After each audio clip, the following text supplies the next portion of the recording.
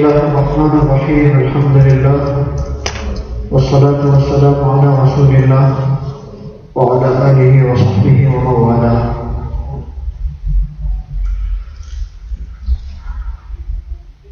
Surah Al-Imran was being recited, which was completed today. Imran was the grandfather of Isa alayhi salam. So Isa alayhi salam's mother was Maryam alayhi salam, and her father Imran. Almighty Allah has mentioned the incident of Isa alayhi salam so much in the Quran. Not only the story of Isa alayhi salam, going back to his mother Maryam alayhi salam, and named a whole surah after his grandfather Imran. I have said it to many Christians as well. I said, you will be surprised the amount of mention there is of Isa alayhi salam and his family in the Quran. Even Bible doesn't have even nearly half of it. The amount of mention Allah has given to Isa alayhi salam, his mother, his grandfather in the Quran. No other divine book has got so much mention of Isa alayhi salam in it. But Almighty Allah mentions an amazing point. Allah says, for some people they couldn't digest how was Isa alayhi salam born without a father. Jews, they couldn't digest this. The fact that how is it possible that Isa was born without a father? So they blamed, put a blemish on his mother, A'udhu Billah. So Almighty Allah just clears it all off in one half a line, or maybe just about a line. Inna masala Isa inda Allahi ka masali Adam. You are trying to work out how did Isa alayhi salam come around without a father? Have you forgotten your own great grandfather Adam alayhi salam?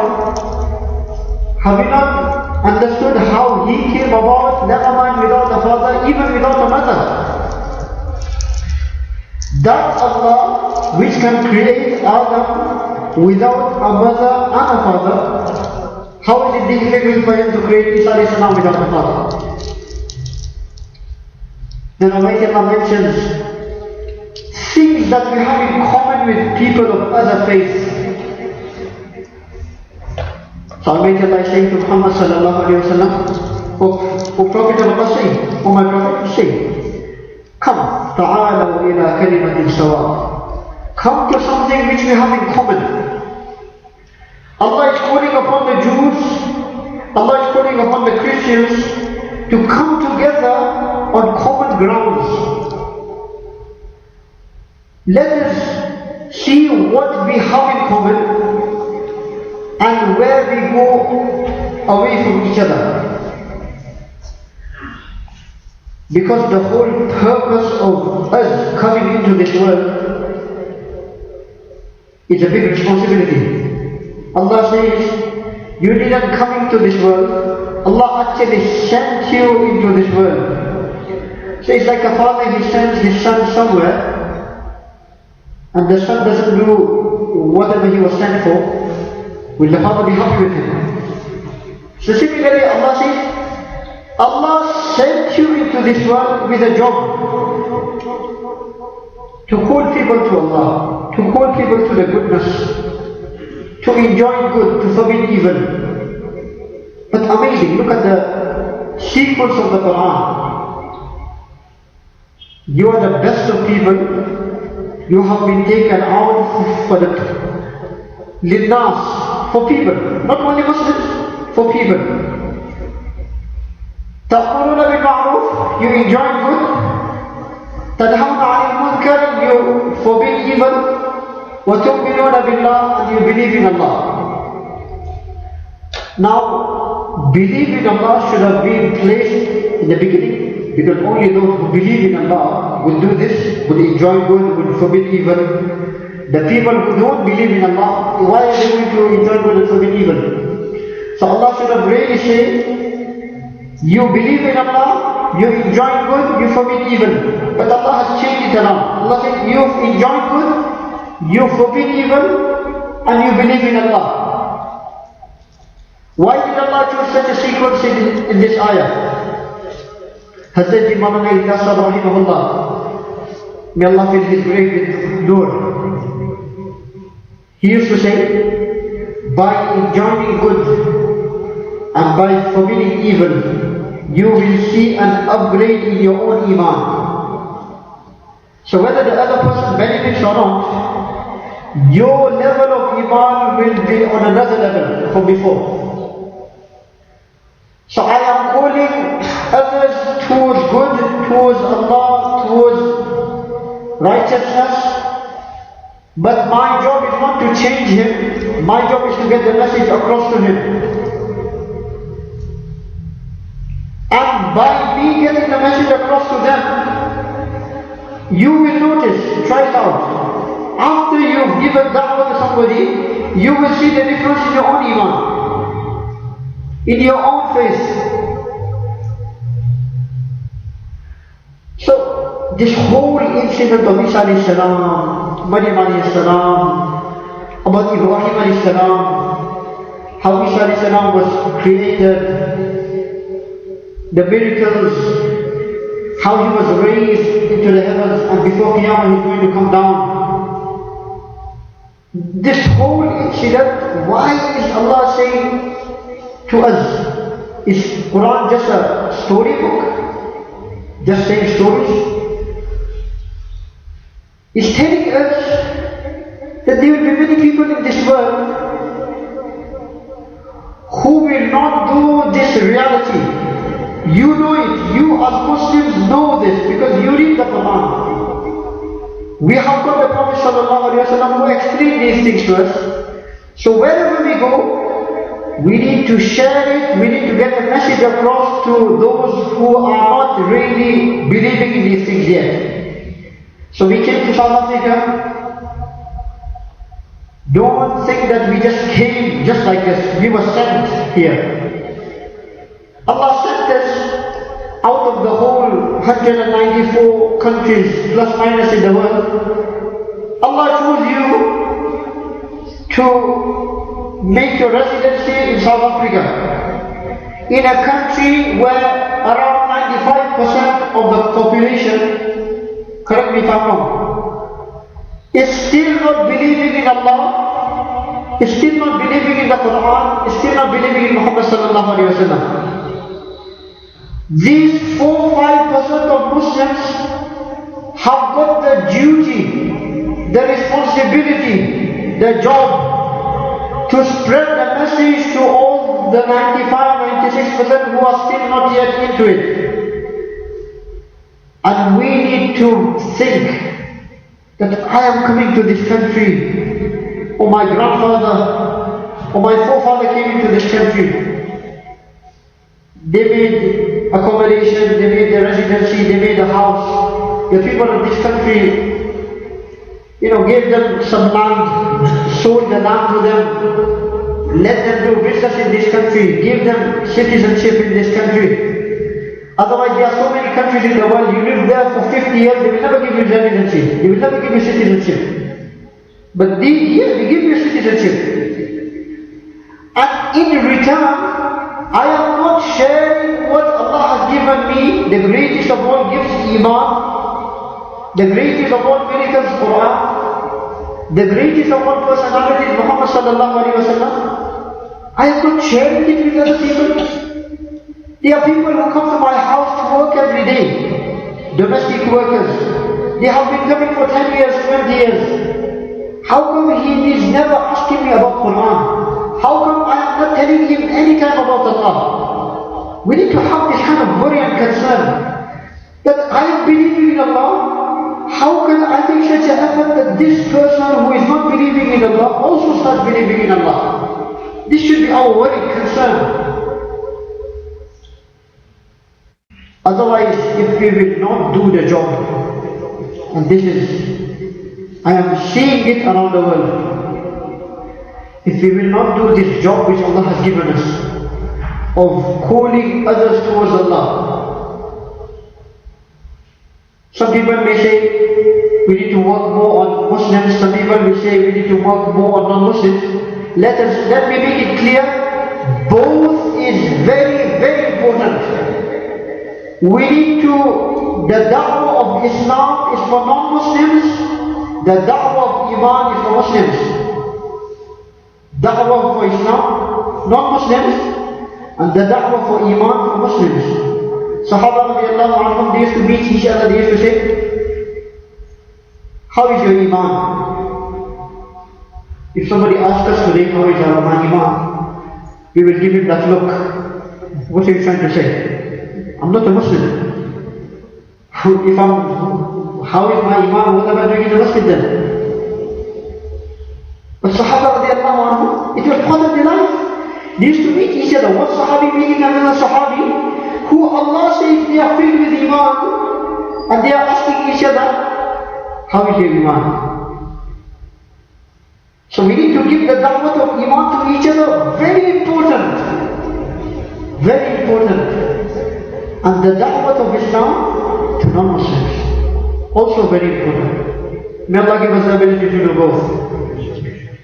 To work on our own Iman, on the Iman of our fellow Muslims, and to invite others towards the religion. Otherwise, the time we are going through is so severe. Like Allah mentions around 6 times in different ways in the Quran. Allah says, وَإِن تَتَوَلَّوْا يَسْتَبْدِلْ قَوْمًا غَيْرَكُمْ. In another place Almighty Allah says, إِن يَشَأْ يُذْهِبْكُمْ وَيَأْتِي بِخَلْقٍ جَدِيدٍ. In another place Almighty Allah says, وَيَأْتِي بِقَوْمٍ آخَرِينَ. 6 different places Allah mentioned in different ways. If you will not do the job of calling people to Allah, of doing the work of da'wah, be it in Muslims and non-Muslims, both we need to do, then Allah will get rid of you, and Allah will bring others who will do the job much better than you. And let me tell you, Allah mentioned this 1400 years ago. I am seeing this today. On one side, I can see pious family, youngsters, or even elders going away from Iman. They are losing the Iman. And on the other side, I see people taking Shahada and becoming so practicing and becoming a means of another 1,000 coming into Islam. One person who is not a Muslim, you work on him, you make dua for him, you cry for him at night. Ku Allah, you have given me Iman. What will you lose if you give this person Iman also? And you explain to him, you be nice to him, you show him akhlaq. You give him some gifts, you give him a translation of the Quran, you give him some books, you give him some CDs. And every day, after every salah, you make dua. And if that person, with Allah's mercy, comes into the fold of Islam, now he will not be able to sleep at night. His sleep is gone. Trust me, his sleep is gone. He will be tossing and turning in the bed, and he will be repeatedly making dua to Allah. Allah, how good Iman, but my father, he's still not a Muslim. My mother, she's still not a Muslim. My brother, he's still not a Muslim. And he will be crying day and night for the guidance of his whole family. He's tossing and turning. Only he knows what he's going through. We put everything in a comfort zone. We were born in Muslim homes. We got Islam as an inheritance. We just inherited it. We didn't work anything for it. We didn't sacrifice anything for it. So we don't feel how great this bounty is.